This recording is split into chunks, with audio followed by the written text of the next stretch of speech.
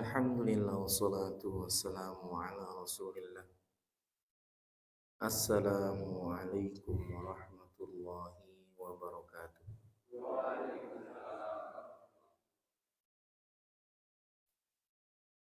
Alhamdulillahi rabbil alamin. Wal aqibatu lil muttaqin wala udwana illa 'alal zalimin. Wassalatu wassalamu ala asyrafil anbiya'i wal mursalin Nabiyyuna Muhammadin sallallahu alaihi wasallam wa ala alihi wa sahbihi ajma'in wa ba'd. Rabbi shrah li sadri wa yassir li amri wahlul 'uqdatam min lisani yafqahu qawli. Puji syukur kehadirat Allah Subhanahu wa taala yang dengan izinnya pada kesempatan malam hari ini kembali kita dimudahkan oleh Allah Subhanahu wa taala di dalam melazimi majelis ilmu yang mulia, yang mudah-mudahan menjadi asbab kita mendapatkan kebaikan di dunia sekaligus menjadi asbab kita mendapatkan kebaikan di akhirat. Salawat dan salam juga moga tetap tercurah kepada Nabi kita Muhammad sallallahu alaihi wasallam yang telah dipilih oleh Allah sebagai uswah hasanah, yang mudah-mudahan kita dimudahkan di dalam mengikuti sunnahnya sehingga kita mendapatkan kemuliaan sebagai umatnya kelak ketika di akhirat. Jamaah yang dimuliakan oleh Allah Subhanahu wa taala, pada kesempatan malam hari ini kita akan membahas tafsir Quran surat Al-Qadar. Surat Al-Qadar disebut juga dengan surat Inna anzalnahu fi lailatul qadar. Surat ini diturunkan oleh Allah Subhanahu wa taala di Makkah. Secara urutan mushaf dia adalah surat yang ke-97, tapi secara urutan turun dia adalah surat yang ke-25. Jadi masih awal-awal kenabian surat ini turun kepada Nabi kita Muhammad sallallahu alaihi wasallam. Surat yang terdiri dari 5 ayat ini memiliki bagian dari yang penting untuk kita jadikan sebagai pelajaran. Disebutkan bahwa surat ini diturunkan oleh Allah Subhanahu wa taala sebagai bagian dari kabar tentang adanya satu malam yang istimewa yang kemudian harusnya diperhatikan oleh setiap mukmin. Di mana kemudian Allah Subhanahu wa taala berfirman, A'udzu billahi minasyaitonir rajim. Inna anzalnahu fi lailatul qadr.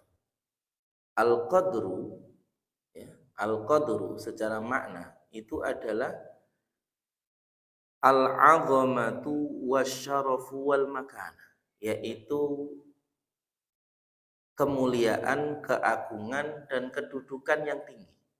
Itu makna dari Al-Qadr.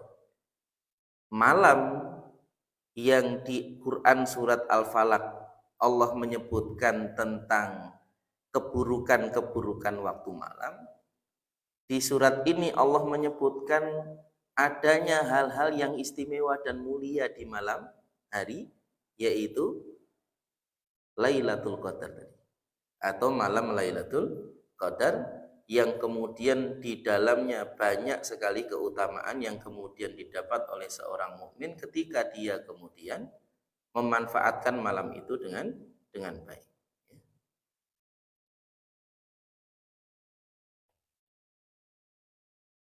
Disebutkan dari Abdullah bin Abbas dan yang lainnya, anzalallahu al-Qur'ana jumlatan wahidan minal lauhil mahfudhi ila baitil izzati minas sama'id dunya. Allah Subhanahu wa taala menurunkan Al-Qur'an utuh, ya, sekali turun dari Lauhul Mahfud ke Baitul Izzah di langit dunia. Tsumma nazala mufassala, kemudian diturunkan berangsur-angsur sesuai dengan peristiwa dan kehendak Allah Subhanahu wa taala fi 23 sanatan ala Rasulillah sallallahu alaihi wasallam, yang kemudian diturunkan kepada Nabi sallallahu alaihi wasallam dalam 23 tahun. Jadi Quran ini sampai tuntas diterima oleh Nabi sallallahu alaihi wasallam itu selama 23 tahun kenabian.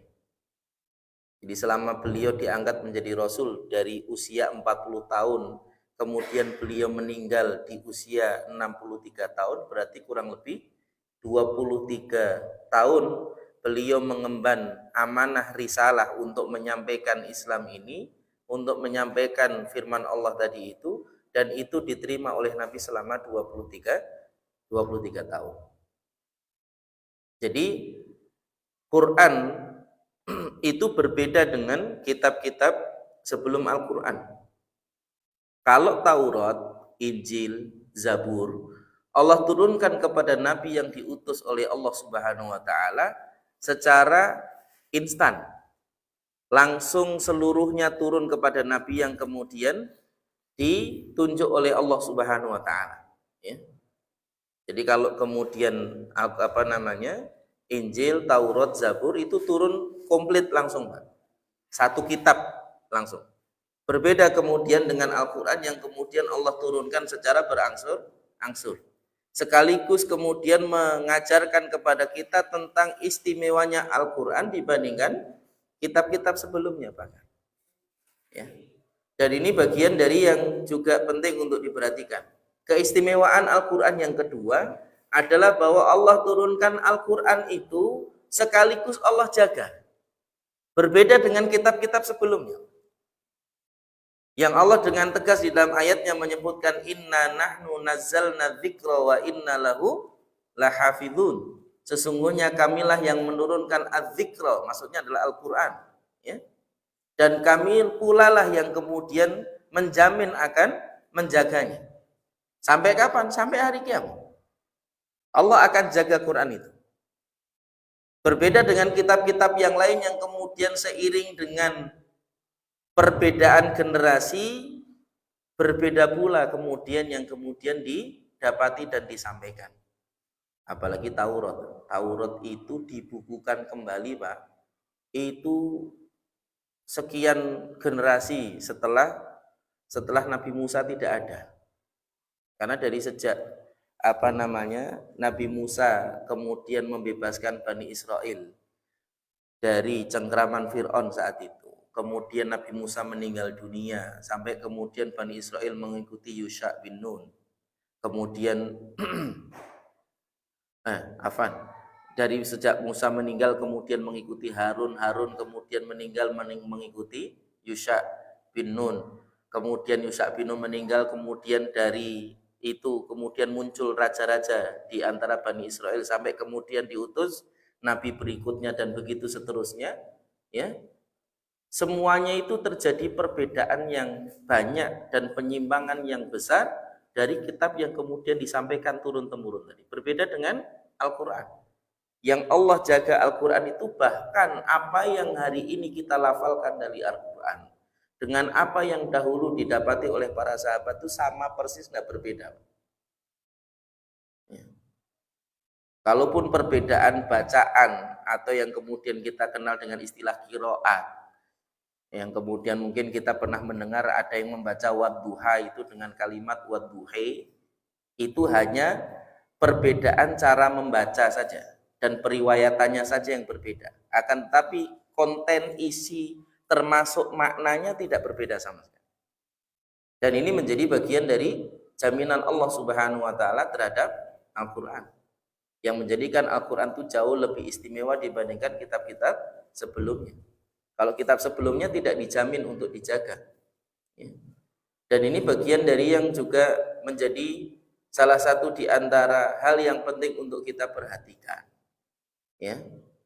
kita hidup di masa di mana kemudian kita mendapatkan keistimewaan itu Pak, sebagai umat Muhammad.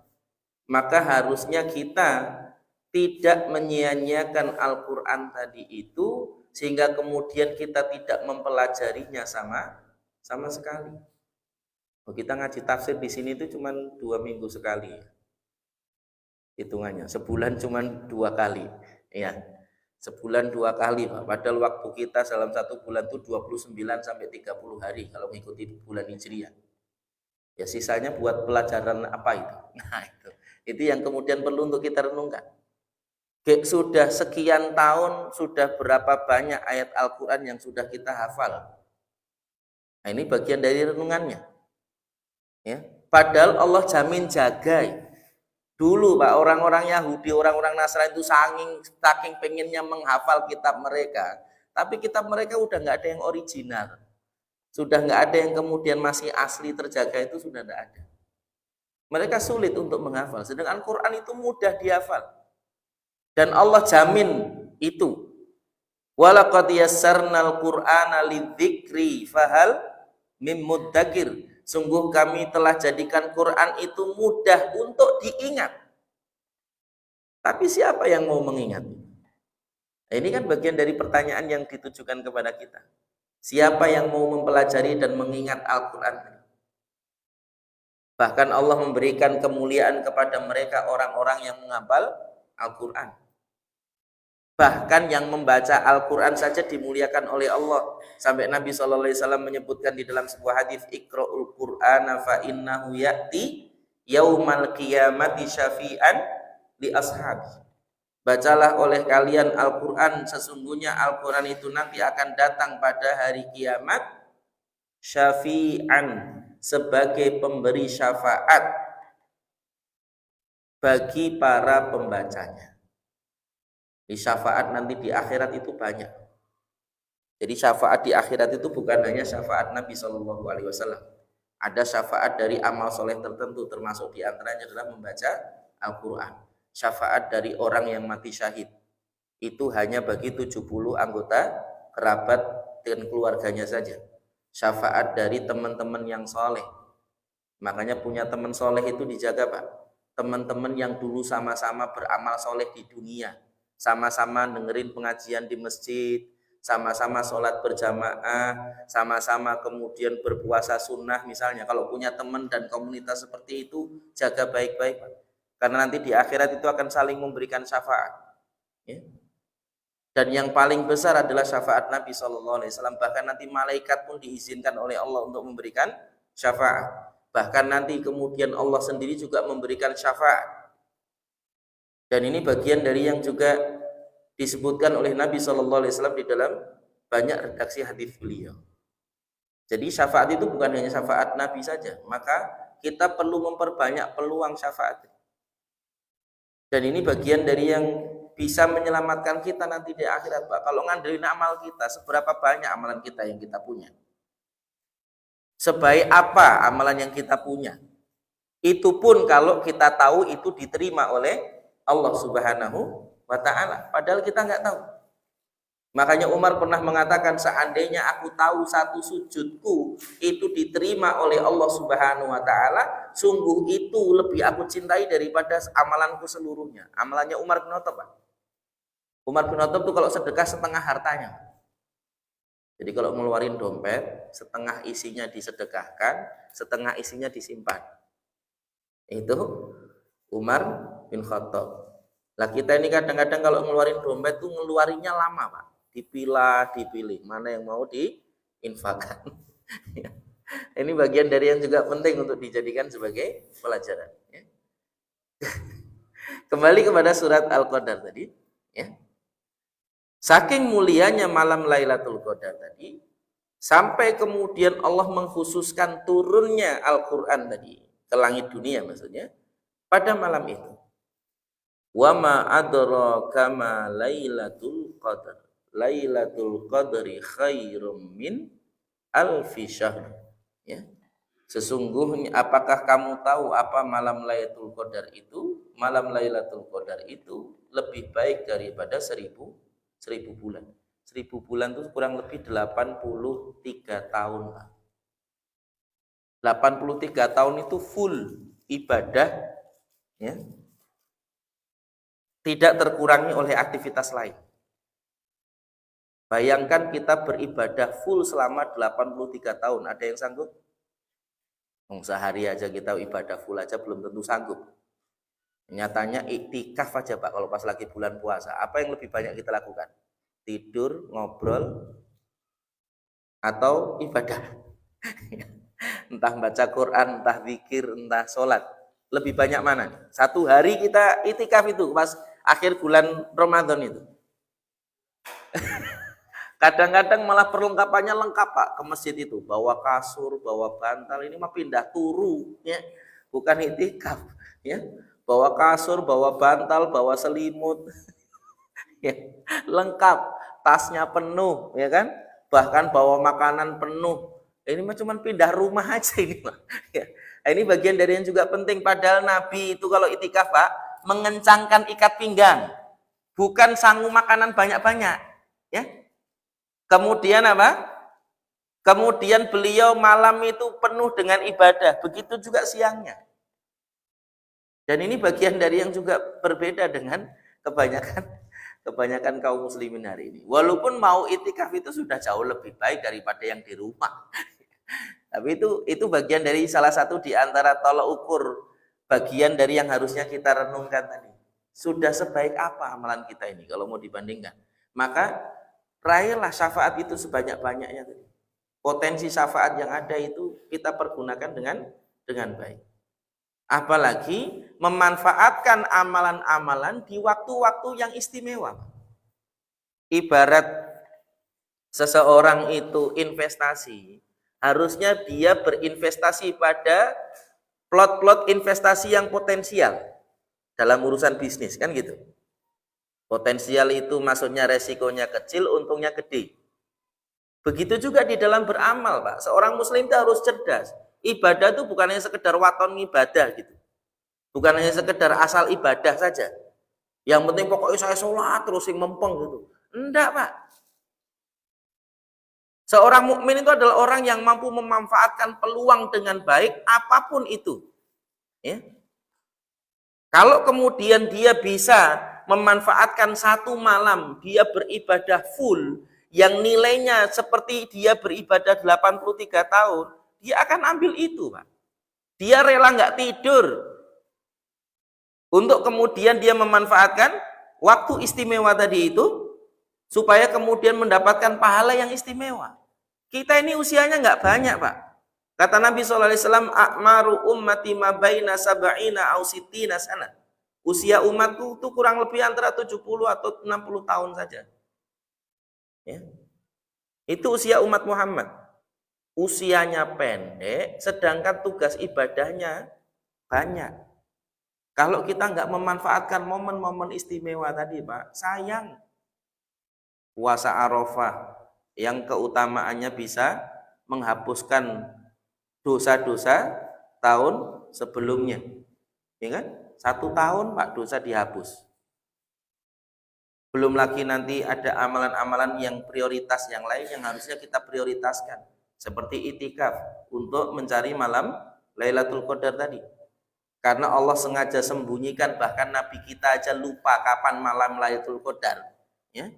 Itu supaya kita giat di dalam mencarinya. Ya. Dan ini bagian dari yang juga penting untuk kita jadikan sebagai pelajaran bagi kita. Yang satu malamnya itu nilainya 1000 bulan tadi, atau 83 tahun. Yang kita ini sekarang usia misalnya 60 tahun, 70 tahun itu. Yang 12 tahunnya atau 10 tahun pertamanya itu udah jelas main-main, wong masih usia anak-anak. Enggak ibadah gitu maksudnya kan? Ya. Belum lagi nanti kalau yang pakai nakal dulu. Ya, dapat hidayahnya belakangan. Misalnya, ya. Sholat sering bolong-bolong misalnya kan gitu. Main sana sini gitu kan. Ya, enggak pernah perhatian dengan sholatnya. Belum lagi dengan puasanya yang juga sering ditinggalkan. Asal enggak ketahuan orang tua, campur sama temennya, makan di warung. Walaupun warungnya ditutupi. Ya. Lalu itu kan masalahnya. warungnya tetap buka walaupun ditutupi. Harusnya kalau emang serius mau memuliakan bulan Ramadan tuh warungnya tutup, Pak, bukan buka, tapi ditutupi. Buka ditutupi itu nggak memuliakan, itu hanya menyembunyikan kemaksiatan tadi. Yang mangan-mangan jadi nggak ketahuan itu aja. Harusnya kalau emang mau buka, buka sekalian biar ketahuan siapa yang makan, itu nggak usah ditutup-tutup. Penisin gitu, nggak usah makan gitu maksudnya. Nah ini bagian dari yang juga penting untuk dijadikan sebagai perhatian kita, ya. Ini yang harusnya diperhatikan oleh seorang mukmin, terutama terkait dengan malam yang istimewa tadi. Disebutkan dari Al Hasan bin Ali, ya, seorang laki-laki dari Yusuf bin Sa'ad, seorang laki-laki berdiri kepada Hasan bin Ali setelah kemudian dia berbaiat kepada Muawiyah. Hasan bin Ali siapa, Pak? Anaknya Ali bin Abi Thalib. Siapa dia? Cucu Rasulullah SAW. Maksudnya siapa dia statusnya saat ada Muawiyah itu? Statusnya siapa, Pak? Khalifah. Menggantikan bapaknya Ali bin Abi Thalib. Ya. Di sini disebutkan, qama rajulun ilal Hasan bin Ali ba'da baya'a Muawiyah faqala sawwatta wujuhal mu'minin. Ya.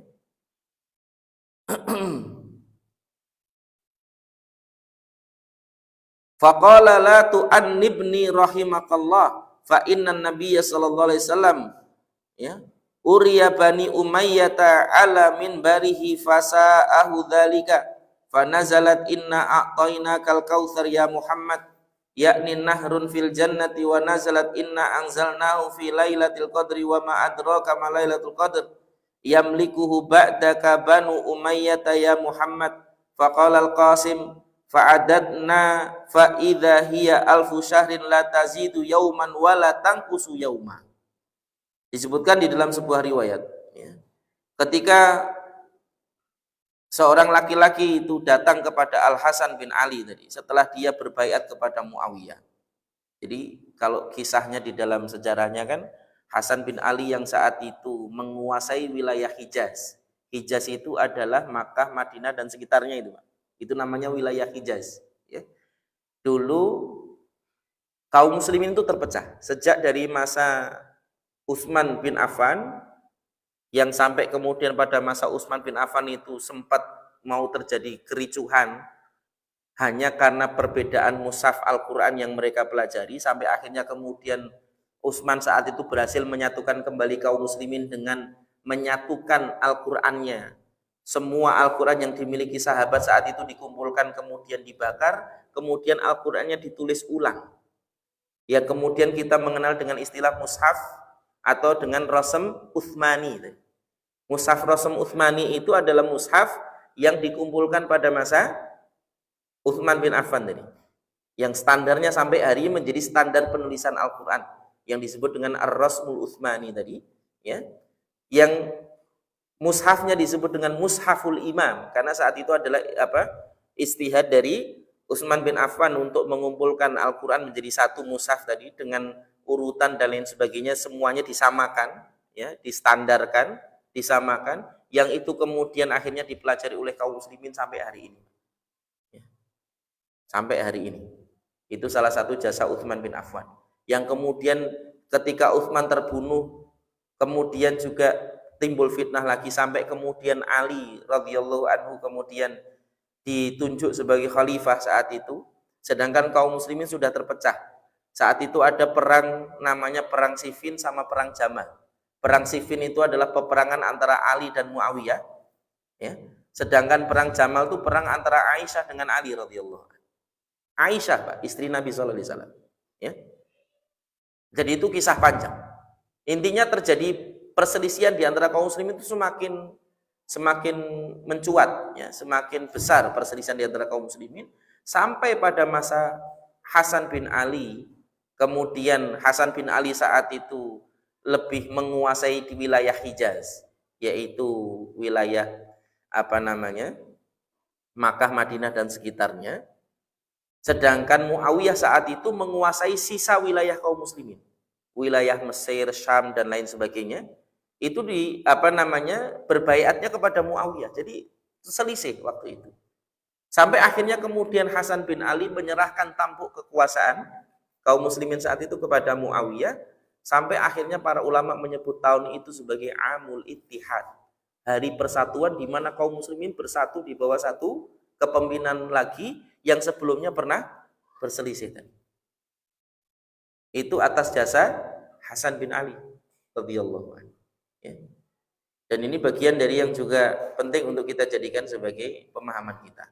Jadi ketika laki-laki tadi itu sudah berbaiat, ketika kemudian Hasan bin Ali sudah berbaiat kepada Muawiyah, maksudnya tampuk kepemimpinan khilafah itu sudah diberikan kepada Muawiyah, dan Hasan bin Ali termasuk yang berbaiat. Faqala, maka kemudian laki-laki yang mendatangi Hasan bin Ali tadi mengatakan, sawwatta wujuhal mukminin. Engkau telah menghitamkan wajah orang-orang yang beriman.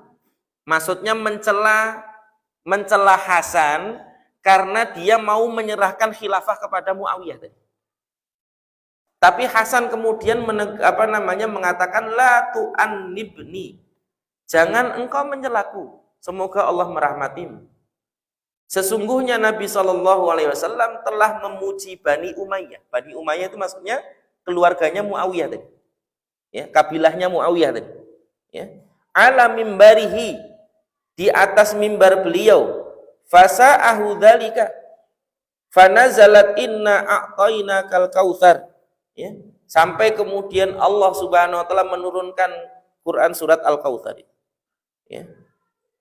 Wa nazalat inna anzalnahu fi lailatul qadr, termasuk turunnya surat Al-Qadar tadi. Yamlikuha ba'daka Banu Umayyah ya Muhammad, yang akan dimiliki atau akan memimpin itu semua setelahmu wahai Muhammad adalah Banu Umayyah. Jadi memang di satu sisi itu takdir Allah Subhanahu wa taala. Di sisi lain Muawiyah itu bukan orang yang tercela, Pak. Justru keputusan Hasan bin Ali untuk memberikan tampuk khilafah kepada Muawiyah itu keputusan yang tepat. Di mana saat itu musuh-musuh Islam dari kalangan Syiah, dari kalangan Yahudi, dan juga dari kalangan orang-orang Persia yang tidak suka, orang-orang Majusi saat itu yang tidak suka dengan Islam dan kaum muslimin, itu semakin gencar. Sehingga kaum muslimin ini butuh bersatu. Ya. Yang kemudian ternyata kenapa Hasan itu beristiad untuk menyerahkan kepada Bani Umayyah, dalam hal ini adalah Muawiyah, karena itu juga bagian dari isyarat nubuwah bahwa Nabi pernah memuji Bani Umayyah. Muawiyah itu bukan sembarang orang, Pak. Dulu sekretarisnya Nabi, termasuk yang kemudian bersama dengan Zaid menuliskan Al-Quran. Yang saat itu kan Zaid bin Thabit itu kan ditunjuk oleh Nabi untuk menulis Al-Quran. Bersama saat itu Muawiyah bin Abi Sufyan. Karena sahabat tidak banyak yang bisa menulis. Di antara yang bisa menulis baru Zaid bin Thabit dengan Muawiyah. Zaid bin Thabit ini juga bukan sembarang orang, Pak. Dia orang cerdas. Bahkan Nabi pernah memerintahkan Zaid bin Thabit itu untuk belajar bahasa Ibrani kalau tidak salah. Ingat. Bahasa Ibrani, bahasanya orang Yahudi. Dan Zaid bin Thabit mampu mempelajari bahasa itu hanya dalam 10 hari. Insya Allah. Belajar bahasa 10 hari, Pak. Ya. Dan ini bagian dari salah satu di antara keistimewaan dari Zaid bin Thabit. Sampai beliau mengatakan seandainya Nabi memerintahkanku mengangkat gunung, itu lebih mudah bagiku daripada menuliskan Al-Quran. Maksudnya memindahkan gunung itu lebih mudah bagiku daripada menuliskan Al-Quran. Karena tanggung jawabnya berat. Dan ini bagian dari yang juga penting untuk kita jadikan sebagai perhatian kita. Ya. Jadi Nabi di dalam hadis dalam riwayat dari Hasan bin Ali tadi itu pernah memuji Banu Umayyah. Jadi hari ini juga jadi salah satu di antara tanda orang itu menyimpang pemahamannya adalah ketika dia mencela sahabat Nabi, siapapun itu, termasuk Muawiyah. Makanya para ulama sering menasihati kita dengan kalimat apa? Bersyukurlah kepada Allah yang telah menyelamatkan kita dari menyakiti sahabat dengan tangan kita, maka jangan pernah menyakiti mereka dengan lisan kita.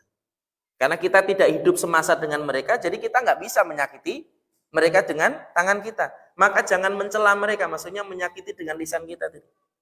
Jangan pernah mencela mereka. Sahabat itu mendapatkan kemuliaan dengan gelar radhiyallahu anhum wa radu'an. Ya. Allah ridho kepada mereka dan mereka pun ridho kepada Allah. Jadi nggak boleh kita mencela mereka. Makanya salah satu di antara indikator kenapa Syiah itu sesat karena dia suka mencela sahabat. Dan nanti perhatikan, bentuk-bentuk kesesatan itu salah satunya adalah dengan cara mencela sahabat. Perhatikan aja. Ya. Mesti dia ada nggak setuju dengan sahabat tertentu atau mencela sahabat tertentu, baik sebagian atau seluruhnya. Itu salah satu indikator kesesatan. Jadi kalau mau menilai sesuatu itu satu pemahaman itu sesat atau enggak gampang. Dia mencela sahabat atau enggak. Ya. Karena nanti sampai tingkat paling parahnya adalah dia berani mencela Nabi. Syiah itu kalau yang sudah paling parah, Pak, itu bahkan menganggap Ali lebih mulia daripada Nabi. Dibilangnya malaikat Jibril dulu itu salah orang. Harusnya ngasih wahyunya kepada Ali tapi kepada Nabi. Kenapa? Posturnya mirip. Katanya, kata mereka maksudnya. Ya, saya ada banyak buku tentang Syiah, nanti mudah-mudahan kalau ingat saya bagikan insya Allah. Ya. Ada satu dus itu nanti kalau saya ingat saya bawakan di rumah kalian ya, Pak. Ini bagian dari keutamaan Bani Umayyah yang kemudian pernah disebut oleh Nabi SAW. Ya. Kembali kepada surat Al-Qadar tadi. Wa ma adraka ma lailatul qadr. Lailatul qadri khairum min alfi syahr. Tanazzalul malaikatu warruhu fiha biidni rabbihim min kulli amr. Termasuk di antara kemuliaan malam Lailatul Qadar itu bukan hanya nilai pahalanya saja yang berlimpah. Bahkan Allah meliburkan malaikat saat itu, ya. Semuanya turun ke dunia pada malam itu dengan izin Allah Subhanahu wa taala. Ya. Biidni rabbihim min kulli amr. Allah mengizinkan mereka untuk turun dari ke dunia tadi itu, dibebas tugaskan dari segala tugas sebelumnya. Hanya untuk malam itu, Pak. Salamun hiya hatta matla'il fajr. Ya. Keselamatan pada hari itu sampai terbit fajar. Jadi istimewanya Lailatul Qadar itu justru waktu malam, Pak. Jangan pernah sia-siakan malam itu.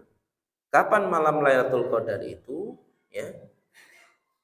Atau malam turunnya Al-Qur'an itu bukan tanggal 17 Ramadan. Karena Nabi SAW menyebut Al-Qur'an itu turun. Dalam ayat tadi kan juga disebutkan inna anzalnahu fi lailatul qadar. Sesungguhnya kami menurunkan Al-Qur'an tadi itu pada malam Lailatul Qadar. Lailatul Qadar itu kapan? Kata Nabi SAW, iltamisu lailatal qadri fi ashril awakhir min Ramadan. Carilah malam Lailatul Qadar itu di 10 hari terakhir bulan Ramadan. Terutama di malam-malam ganjil. Dalam redaksi yang lain disebutkan demikian. Terutama di malam-malam ganjil yang besar. Malam-malam ganjil besar itu berarti 25, 27, 29. Ya. Itu tentang malam Lailatul Qadar.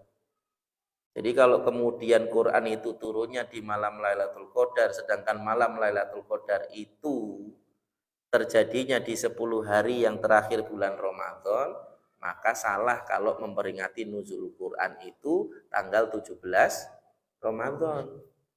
Enggak pas, ya.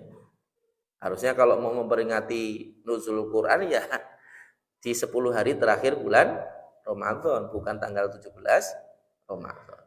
Dan ini bagian dari yang penting untuk diperhatikan. Kalau mau memperingati dan kalau memang ada tuntunannya untuk memperingati itu. Dan ini bagian dari yang harusnya kita perhatikan. Ya. Salah satu di antara hal yang gaib yang Allah sebutkan di dalam ayat ini adalah turunnya malaikat. Dan ini nanti salah satu di antara hal penting untuk difahami setiap mukmin adalah malaikat itu, Pak, jumlahnya banyak. Bukan 10 doang. Kan kita ini kadang-kadang termasuk guru-guru agama hari ini kan ngajarkan 10 malaikat itu ada 10, ya. Namanya Jibril, Mikail, Raqib, Atid dan seterusnya disebutkan itu. Termasuk Raqib, Atid itu bukan nama malaikat, Pak. Itu sifat malaikat yang Allah tugaskan untuk mencatat amal seorang hamba. Ma yalfidhu min qaulin illa ladaihi raqibun atid. Tidaklah dia mengucapkan satu patah kata pun kecuali ada malaikat yang mencatat yang memiliki sifat raqib. Raqib itu selalu dekat. Enggak pernah meninggalkan kita. Atid catatannya jeli, Pak. Enggak pernah salah catatannya. Bahkan nanti salah satu di antara fenomena di akhirat adalah ketika kemudian manusia nanti menerima catatan amalnya masing-masing, kemudian manusia tadi itu akan berkata, mali hadzal kitab la yughadiru shaghiratan wala kabiratan illa ahsaha. Catatan amal apakah ini yang tidak menyisakan sesuatu pun, baik yang besar ataupun yang kecil, kecuali ada di dalam catatan. Apapun yang kita ucapkan, apapun yang kita lakukan, Pak, nanti ada di catatan. Nah, ini penting untuk difahami. Termasuk salah satu di antara iman kepada malaikat nanti dalam rukun iman. Rukun iman kan ada 6. Salah satunya adalah iman kepada malaikat-malaikat Allah. Malaikat-malaikat Allah itu jumlahnya banyak.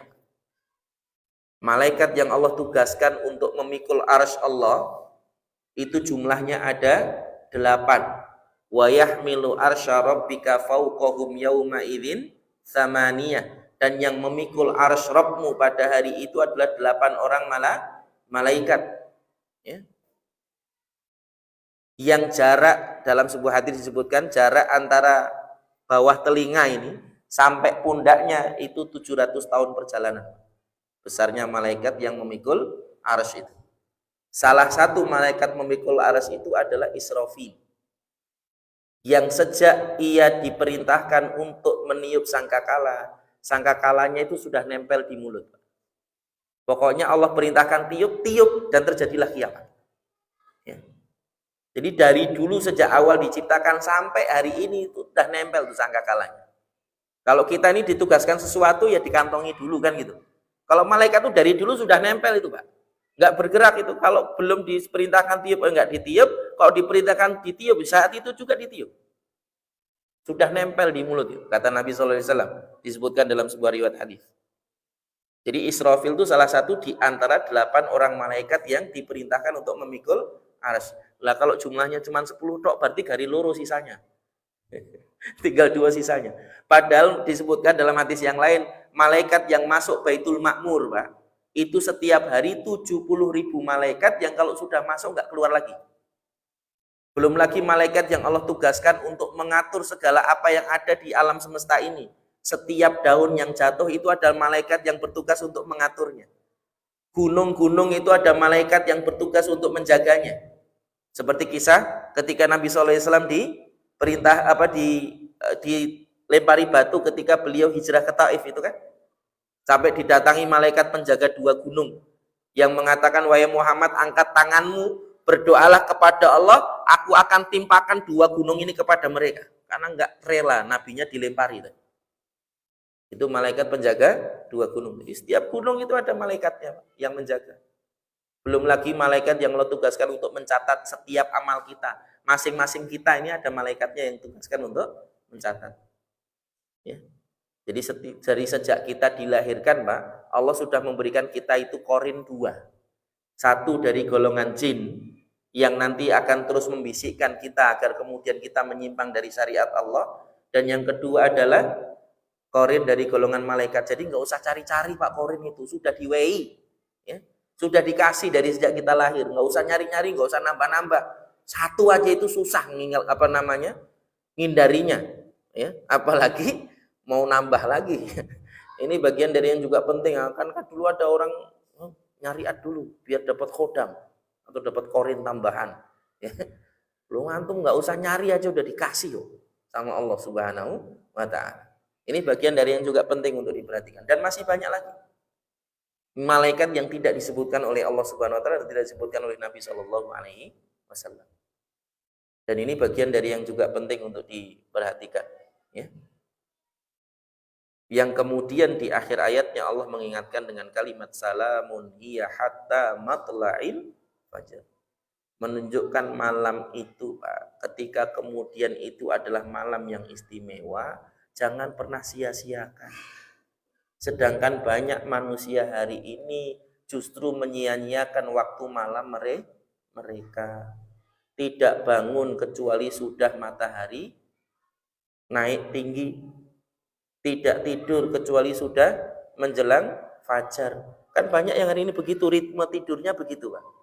Tidur itu begadang dulu, nanti di atas jam 12 baru tidur. Giliran bangunnya kesiangan. Subuhnya kelewatan. Ya kan gitu.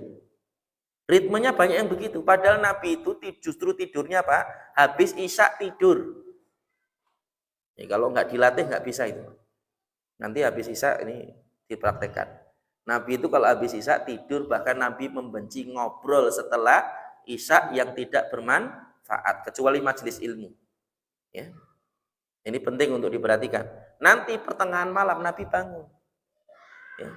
Sholat malam, kemudian menjelang fajar Nabi berbaring, nggak tidur, tapi berbaring minimal. Makanya kalau kemudian kita kadang-kadang kalau nggak pakai berbaring dulu sedikit itu, seringkali kadang-kadang subuhnya ngantuk. Karena emang sunnahnya berbaring dulu, Pak. Kayak kita sekedar tidur sejenak atau berbaring sebelum duhur itu disunahkan. Minimal mengistirahatkan mata, mengistirahatkan pikiran, mengistirahatkan fisik tadi itu supaya nggak terlalu capek. Habis beraktivitas. Jadi sunnah itu berbaring itu sebelum duhur sama sebelum fajar. Ya. Sebelum duhur sama sebelum fajar, setelah beraktivitas. Nah, kalau kita ini belum bangun tuh bukan berbaring, Pak, emang molor itu dari awal sampai tadi, bahkan kadang-kadang subuhnya lewat. Ini penting untuk diperhatikan, ya. Itu kebiasaan Nabi Shallallahu alaihi wasallam. Karena ada malam-malam yang istimewa tadi, jangan sia-siakan. Bahkan sepertiga malam yang terakhir itu waktu yang mustajab untuk berdoa. Dan kebiasaan Nabi dan orang-orang soleh sebelumnya itu adalah apa? Wafil ashari hum yastaghfirun. Mereka itu banyak beristighfar di waktu sahur. Waktu sahur itu apa? Sebelum fajar, Pak. Ya, waktu sahur itu sebelum fajar. Fajar itu kapan? Fajar itu azan subuh itu fajar. Ya. Karena salah satu di antara tanda terbitnya terbit fajar itu adalah waktu subuh. Ya. Makanya sholat subuh disebut juga dengan sholat fajar. Kalau sholat sunnah sebelum subuh itu namanya sholat sunnah fajar, bukan sholat fajar ya. Kalau sholat fajar itu istilah lain dari sholat subuh. Ini penting untuk diperhatikan. Wallahu a'lam bishawab. Mudah-mudahan kita dimudahkan oleh Allah Subhanahu wa taala untuk memanfaatkan waktu malam kita tadi, supaya kemudian nanti ketika datang bulan Ramadan kita lebih mudah untuk mencari malam Lailatul Qadar, karena kita biasa memanfaatkan waktu malam-malam kita untuk hal-hal yang bermanfaat sebagaimana yang